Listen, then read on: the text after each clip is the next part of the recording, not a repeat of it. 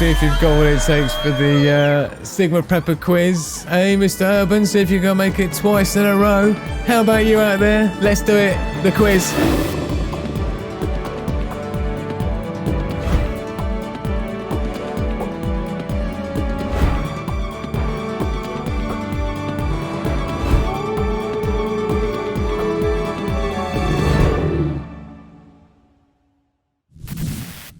Yes, here we are, Sigma Prepper Quiz with your host Andy on the Sigma Prepper Channel, where we test your preparedness and survival knowledge with 7 multiple choice questions, A, B, C, D, every Thursday, going live at 11 PM UK time, 6 PM Eastern time. Don't miss it next week if you think you're any good. So, and again, get your answers in the questions, but in the comments below as well if you're watching this show afterwards, and you can still play along and be honest.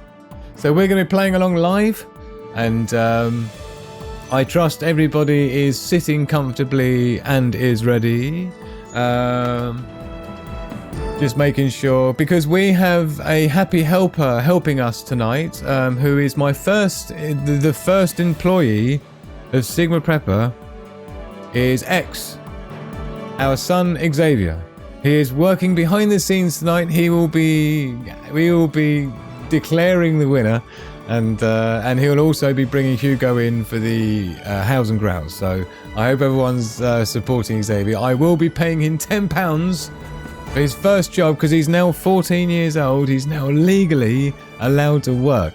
So he is getting £10 tonight to help me with the show. Let's see how well he does. He's such a top geezer. I'm really looking forward to you all meeting him in some of the videos we've got coming up. I'm going to be taking him out with a slingshot soon in one of our videos, so I hope you definitely don't miss that.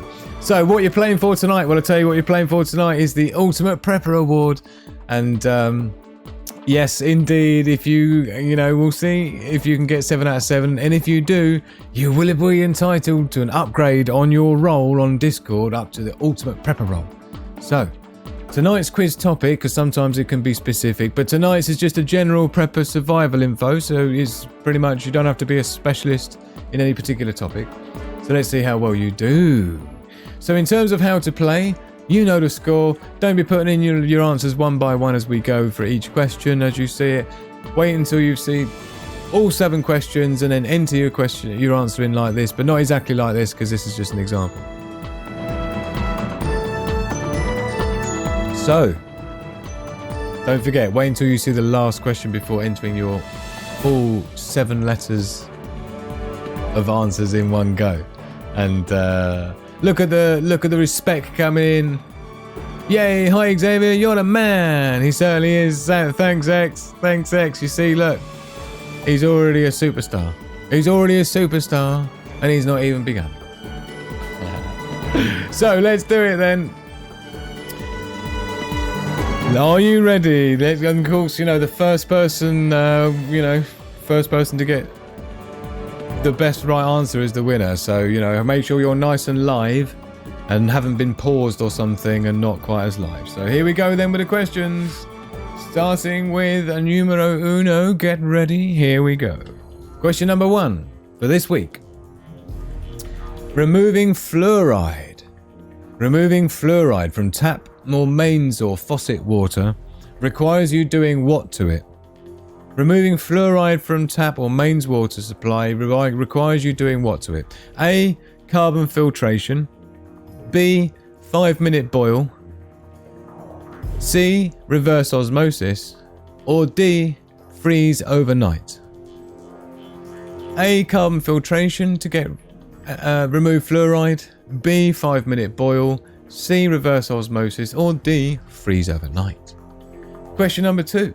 Thank you for the line in there, Sandy. The start line for the answers. Not yet. Wait until question number 7. Question number 2. Which of the following methods gives the greatest shelf life? Which of the following methods gives the greatest shelf life? A. Canning. B. Salting.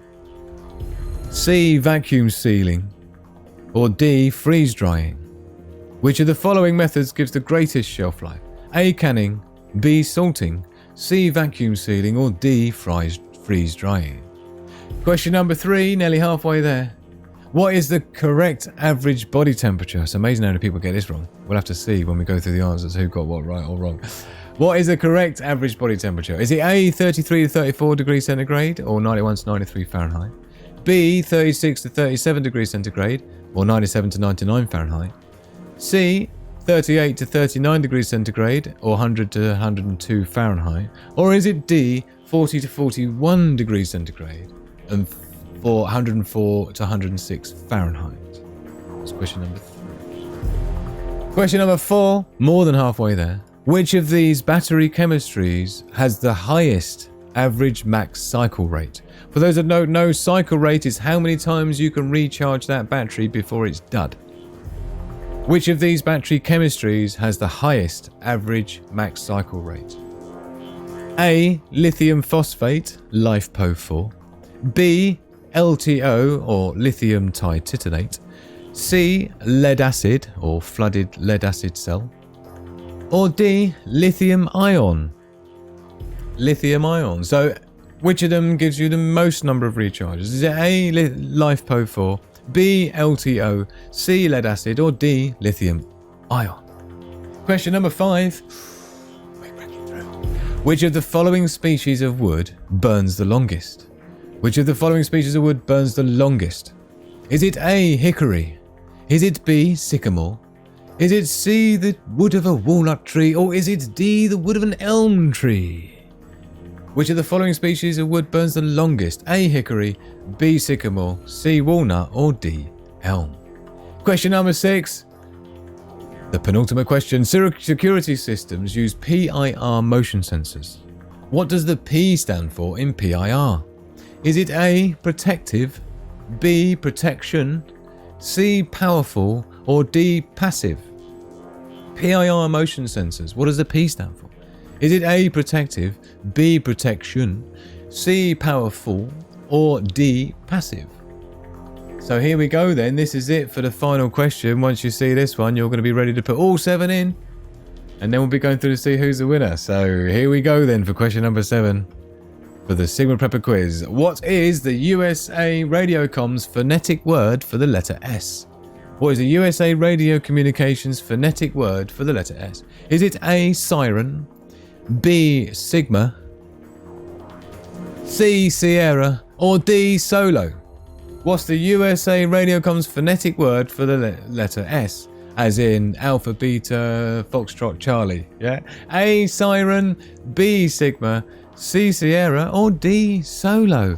And that is where we start the timer and get your answers in. You've got 30 seconds, and let's make sure we've got it all rocking. What is it with this thing? It seems to be it's holding messages for review. It's alright, I'm clicking them as we go. So 13 seconds to get him in, and it's Daily Survival is in there first with her answer. Sandy was next, then it's Urban. We don't know which of these are right or wrong yet. We're going to go through the answers in a minute. We've got Urban Harvesting next, so he was third this time, and Fear in there. Sorry, Rubber Duck's time up. We've got Robert McManara who's next. If we got a letter missing off yours, Robert, I think there might be. Nedrum Design, great to see you in there, your answer. Looks like we've got some good ones. Noelle Marie, having a good old go. Thank you, my darling. Carolyn Rose was next. Then it's Connie Richards, and on the list it goes. So thank you for getting your survival Sigma Prepper quiz answers in. They all look lovelyly informed. Am I right in thinking that Robert's only got 6 characters though? There are, isn't there? So whack another thing in there. There you go, Perps in the house. Sorry, I'm having to do a thing because it seems to be holding people's comments for review. I don't know what it thinks is so rude about letters in a row, but you're next, Extreme Focus. So sorry about that. I'll make sure I get that turned off next time because that's getting right in the way, isn't it? So that's fine. Right, here we go then. So let's go through the answers and then we'll see who's... Noelle Marie's driving and she's still adding putting answers in. What a babe. Right, here we go then. So question 1, we had removing fluoride from the tap or the mains water requires you doing what to it exactly? So let me jump open something here, because I've got a few additional bits of information to share with you like I did last week, because it's handy to do. So we'll just open our answer content for episode number 2. So yes, removing fluoride from tap mains water requires you doing what to it? So let's have a look, shall we, as to what you were saying. Let's have a look. So Daily Survival had C. You're saying reverse osmosis. Sandy's saying C. Do you know what? I think everybody had C. Noelle Marie had A. Noelle Marie had A, but we'll see. It was C, reverse osmosis. And in terms of what I've got pulled out for that, just to give you the heads up.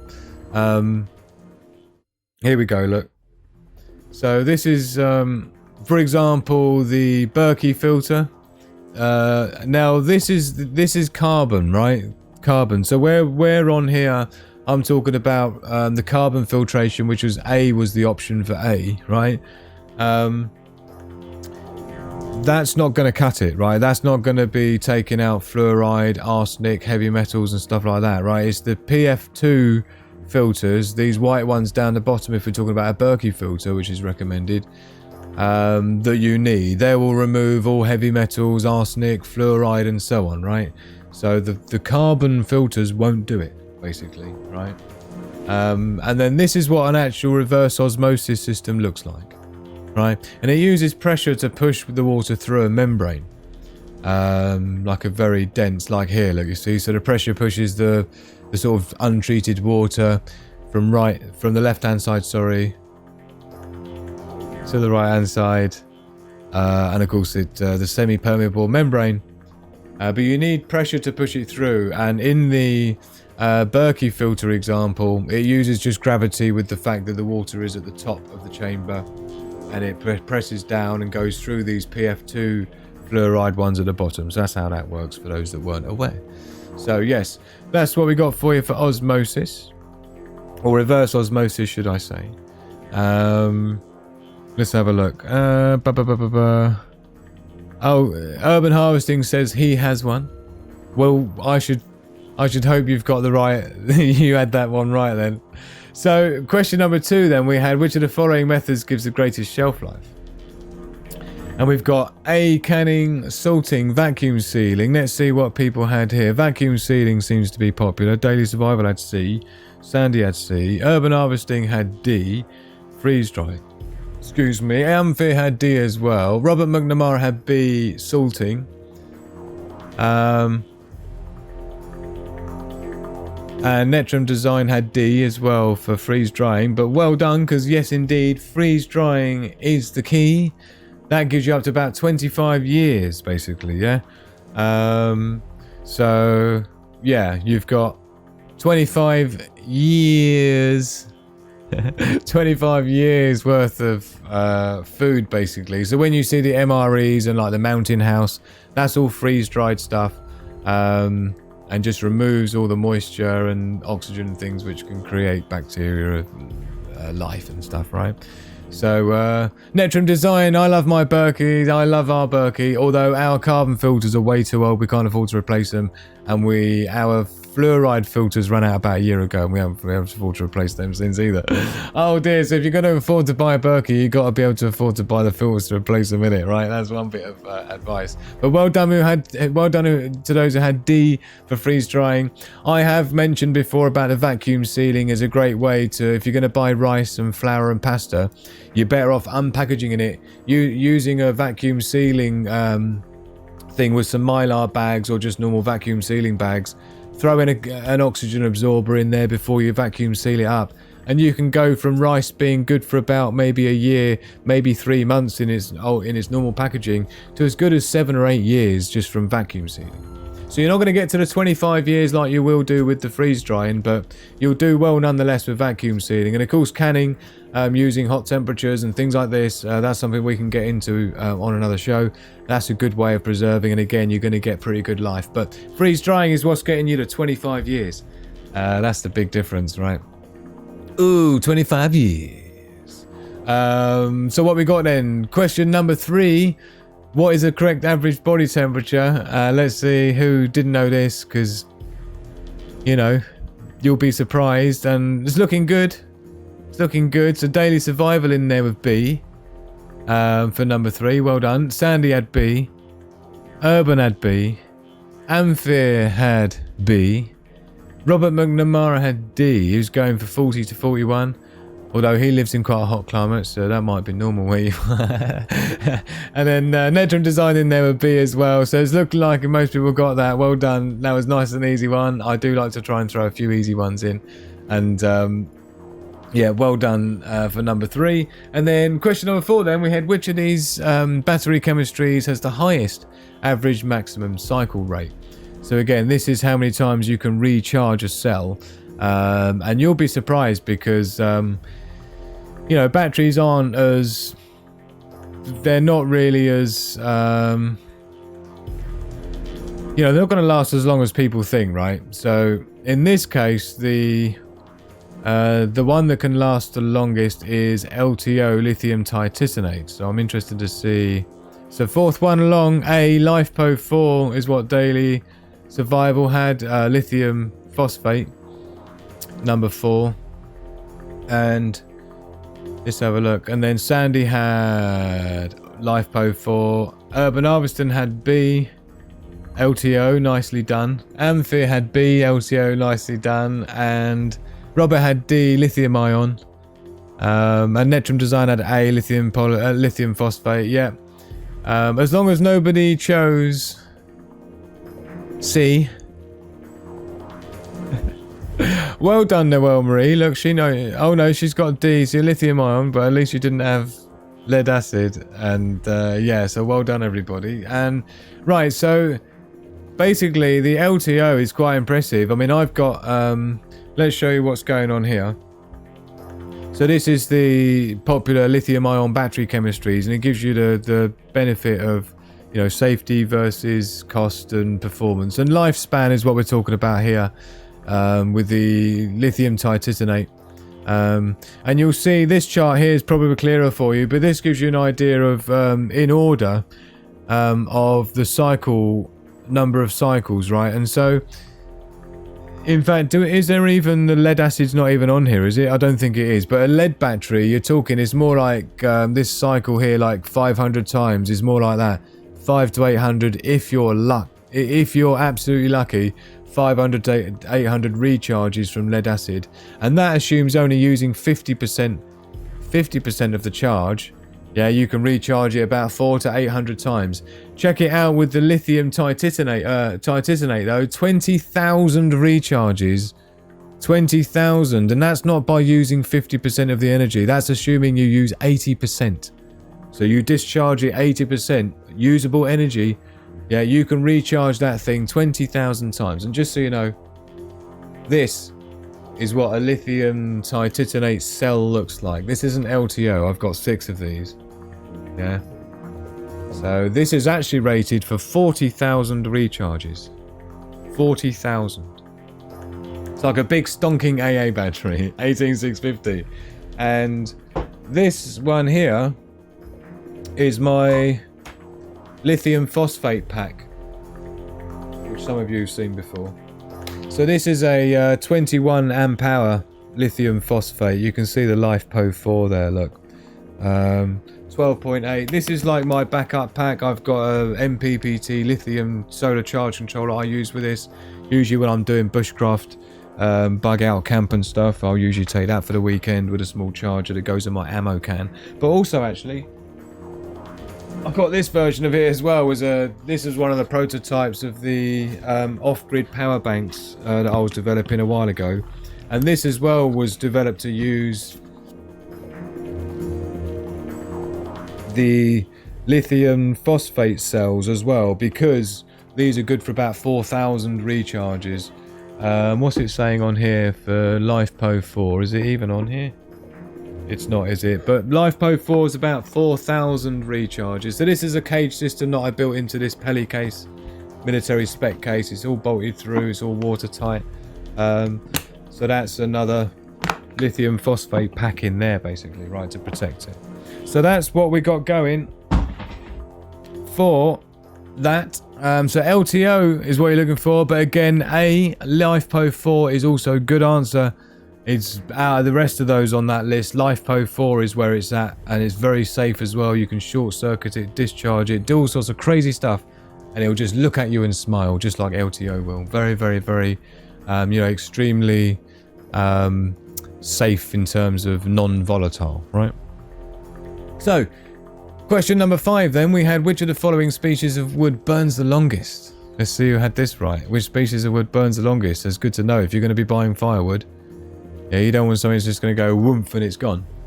If you want it to last all night. So, daily survival, what did you have? Number 5, second from the end. D, you had with elm.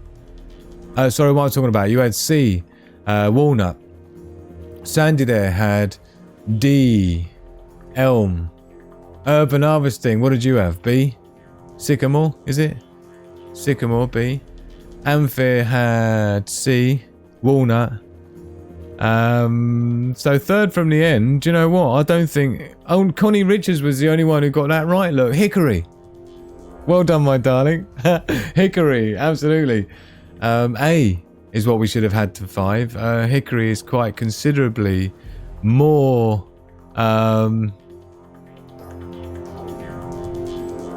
more what? Oh, sorry, by the way, I've just seen I'm way more ahead of it than I thought. Look, this is the life cycle here, the 2000 times for lithium iron phosphate, LifePo 4 2000. Like I said, mine's good for 4000.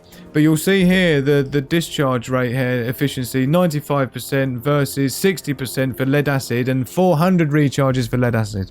Sorry, I realised that I missed that one in my little notes that I wanted to share with you. So let's so well done Connie for getting this one right. Here we go. Look, so this is how it breaks down.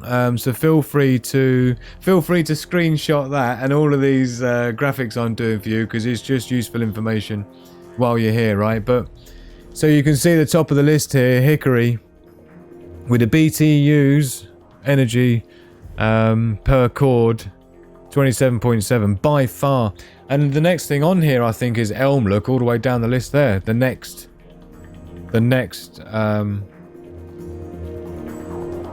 longest burning wood, right?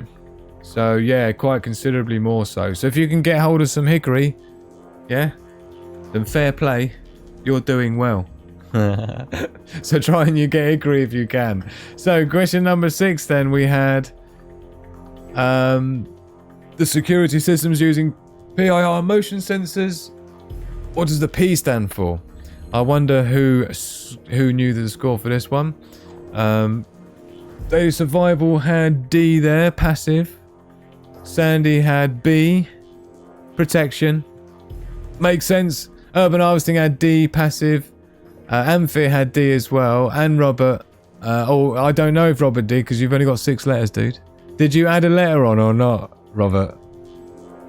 Oh, his are out of order completely. Okay, I'm sorry, my man. I'll adjust accordingly, right? So yeah, we got Netron Design in there who had B, protection, but it's actually passive. Passive infrared. Yeah. So this is one of my own passive infrared sensors that I prototyped a while ago for my own. This is what Tia. This is one of Tia's sensors, believe it or not. My tactical intelligence system, which is like an AI SHTF bugging out system that I developed many years ago that I'm going to be bringing to market at some point. But these were some of the sensors that I developed for it. And this here you see is a PIR sensor. It's only a very cheap one for prototype, but this one's pretty good. And the idea was this would strap to any tree with a Velcro strap, and it's got wireless capability for about 1 kilometer. And you can have that wirelessly strapped to a tree and it will detect people walking about. And there's also a little flashy light there as well to disorient them. And this is a lithium polymer cell on the back. So yeah, this is a good example of a passive infrared sensor, motion sensor. There are tricks to get around motion sensors from a security point of view, but again, that'll have to be another show. So make sure you stay subscribed. So yeah, passive infrared. So we've got question number 7 then. What is the USA radio comms phonetic word for the letter S? And looking down the list, we had Daily Survival, who had C, Sierra. Sandy had C. Urban Harvesting also had C. Sierra. Does this mean I didn't manage to fool anybody with the Sierra one, does it? Because it looks like virtually everyone got that.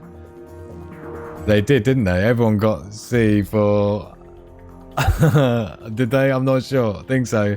So well done for that one, because yes, indeed, it was Sierra. So what that means then, it should be Sigma, really, shouldn't it? But no, it's Sierra. And of course, we have for you, because I love you so very dearly, for your convenience, the phonetic alphabet there for you. So again, screenshot opportunity. Let me move my ugly head. There we go. Phonetic alphabet. This is how it looks.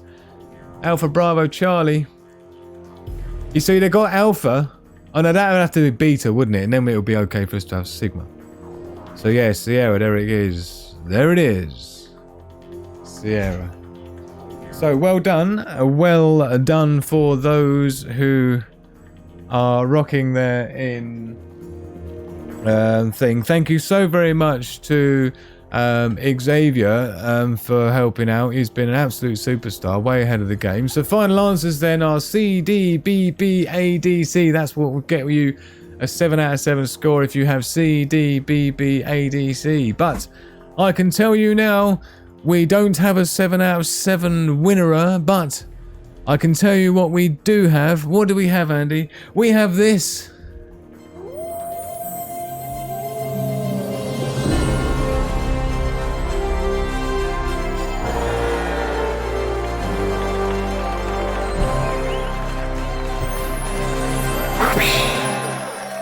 Absolutely well done. It's Urban Harvesting wins it again. This time, instead of 5 out of 7, he gets an awesome with 6 out of 7 for this one. Well done, Urban Harvesting. I wonder if you can get 7 out of 7 next week. Absolutely brilliantly done. And thank you so much to Xavier for making that so easy for me. So thank you so much. Let's hear it in the chat for Urban Harvesting, who does it second week in a row. Perp says 4 out of 7 for me. But I tell you what as well, I also have to say congratulations to our runners-up, where we had Amphir was the next closest. Amphir also with 6 out of 7, which is a brilliant effort. Well done, Amphir. You were next in there, straight after Urban Harvesting. So you barely missed it by a whisker. And our third runner-up as well, Connie Richards. Brilliantly done, my darling. You also had 6 out of 7, which is a great score. So let's hear it. Let's hear it for everyone. Thank you so much for playing along. I really appreciate it. Well done, Urban Harvesting. And who's going for 4 out of 4, are you? Oh, yeah. Oh, yeah. Someone stop Urban. Well done. And well done to Amphir again. And brag much, Urban. Looking good to date.